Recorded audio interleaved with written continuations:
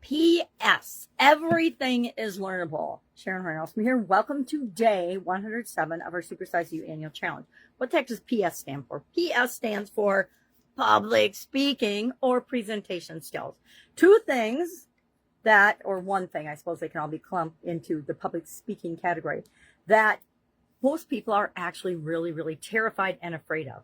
They've done a whole lot of studies and surveys on human beings' biggest fears, and you'd think it would be death and taxes because they're inevitable, but it's actually people are most afraid of public speaking, speaking up in a public place or where other people will hear them, and death.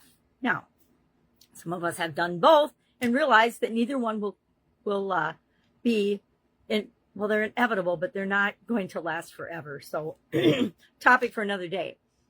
Today, our topic is public speaking. How do we become a good presenter or public speaker with respect to the ideas we want to get across?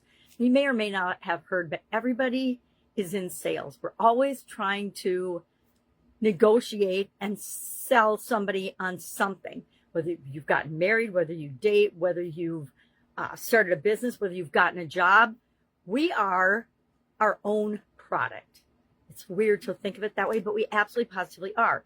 And before we do anything, we sell people on us first. Are we trustworthy? Do they want to do business with us? Do they want to have a relationship with us? Whatever it is that we're proposing or offering, it has to be something that the other person wants and desires. So let's talk about public speaking and presentation skills today. I will let you in on a little secret. I do not consider myself a very good public speaker. Now, I do it a lot. And I talk a lot. I think today is day I don't remember. I can look in my book. 9,901 episodes I've done of my podcast. My podcast, it's doubled up though, because it acts as when I do the video, it's one thing, and then the recording is just voice for my podcast. And so for some reason on YouTube, that doubles up. So it looks like I have, actually it's worse there. I think I have almost 20,000 inputs to my YouTube channel. Don't even ask me about my YouTube channel. We're not going to talk about that today. Today, we're talking about public speaking. So my confession is I actually joined a public speaking community on the school platform. Number one, it's awesome. The first time I heard the woman speak, I learned at least 3 cool things that I could apply immediately in my presentation skills and in my videos, which will help me to create the life I want, to have the things in my life that I want, because like I said, everything is a negotiation. Everything we want to come into our life comes to us through us being able to present the idea that we want it, right? I guess I could take this a bunch of different directions. Mostly I need to take it to get a drink of coffee because my throat's going, rah. Does your throat ever do that? All right, so what is public speaking? What is presentation skills? Why do we care? Why do we as individuals care? Well, because we are interconnected human beings, and anything we want and desire to create in the world, it usually involves other people, right? And we could get into the metaphysical, we could get into the quantum physics, we could get into all that. But guess what? None of it really matters. All that matters is how it impacts you. So, couple of things about public speaking. It said it's one of the number one. It's either number 1 or number 2. I think death and public speaking flip-flop in different surveys depending on who is doing the studying and what they are looking for outcomes. But it is an absolute positive, learnable. It means people can teach it to us and we can learn it. But guess what? Everything is learnable, right? When we're born, what do we know how to do? Cry and scream, make noise, which we all seem to forget over the course of our lifetime, but we know how to make a lot of noise when we're born. And we only have one fear, and that's the fear of falling. It's not the fear of anything else. Everything else in our life, we learn.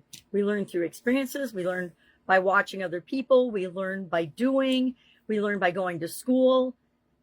I will let you in on a little secret. One of the best things you can do to make your life better and to create the life you want is to decide to be a lifelong learner.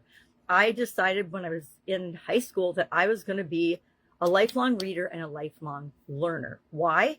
Because I saw that readers were actually the people leading things and organizations, because they were going out and searching for answers and getting more information And it's not about just the quantity of information. It's about the information and then what you do with it, what actions you take based on the information that you learn and the sources that you learn them from. Great presentations follow a structure. And this is one thing another painful confession. I am not awesome at. I definitely have room for improvement here. Like I said, I've made probably nearly 10,000 videos because a lot of them didn't go into my YouTube or into my social media. They were just training videos for people to learn how to do specific things and specific skills. Because I learned that if you do a step-by-step demonstration and record it, you can give that to the person that wants to learn that thing. And instead of having to teach everybody that wants to learn that thing and showing them individually, I can make a video and use it to teach people one time. Do that in corporate America as well as in my own businesses for different repetitive tasks so that I didn't have to spend, all my time onboarding people or teaching them about safety or sexual harassment or whatever else. But there's a framework that you can use. And part of why I joined public speaking, Vocal Power, that's the name of the community, was because I know I need to hone my public speaking skills. I also am visually challenged. So I know I have to actually create a framework that I use over and over and over again. And I've been observing for a lot of years. And I noticed that now everybody does things in threes. I'm like, why are there only 3 main points, 3 to this, 3 to that in presentations and things? Well, it's because it's the rule of 3. Give people 3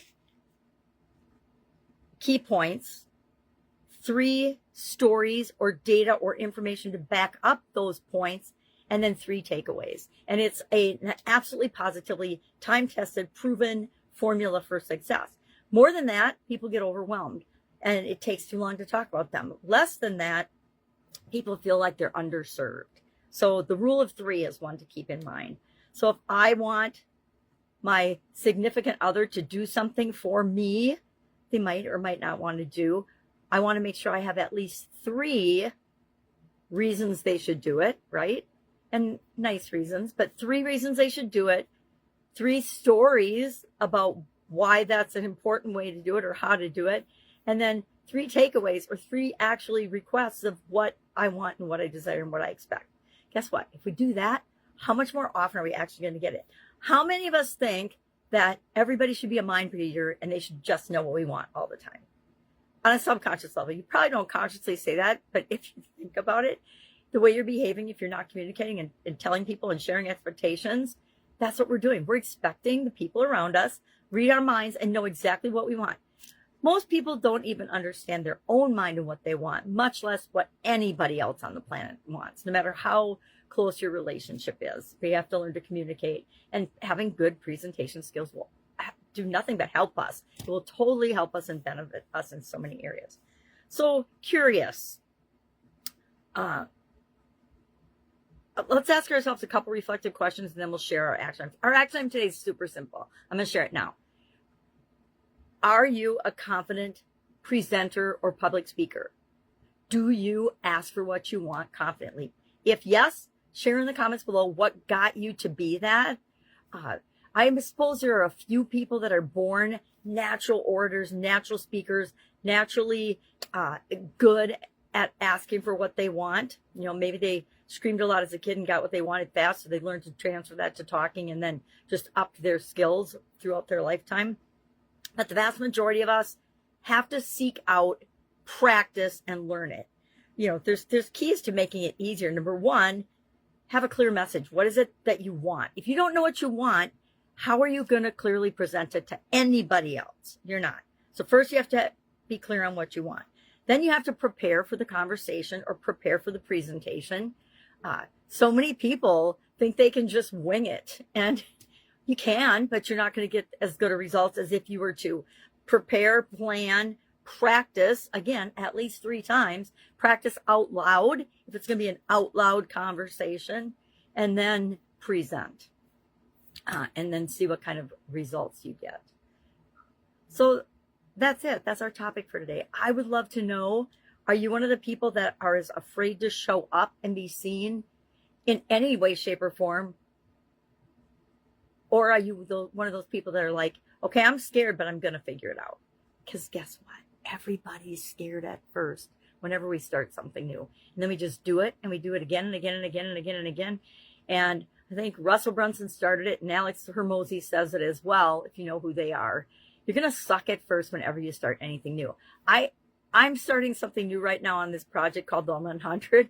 And it's things I've done before, and I forgot. I got amnesia somehow along the way and forgot that these are things I used to do every single week in my Italian food manufacturing business. And then somehow when I came to the online world, I told myself, because I was listening to too many other people, that it's hard to do the things that we're doing in this program. And I'm like, yeah, no, not really. So just stop making excuses and thinking it's hard and do it. All right. If I can help you in any way, hit me up and ask. Otherwise, have an awesome day, and I'll, of course, see you tomorrow. Bye.